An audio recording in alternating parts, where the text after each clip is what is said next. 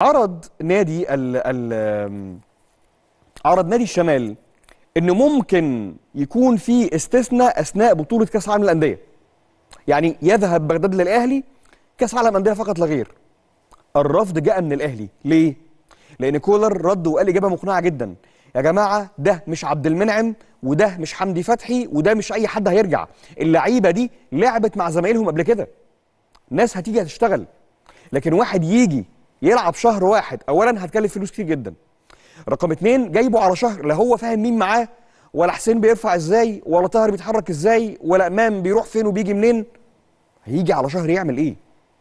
فالمبدأ ده مرفوض، ان لاعب يجي كاس عالم انديه غير الاسماء التانيه عشان الموقف غير الموقف. فبغداد اما يجي دلوقتي يناير او ما يجيش. الاهلي اعلن في بيان رسمي في السابق نهايه ميركاتو الصيف وانه بقيه الاسماء قادمه في الشتاء.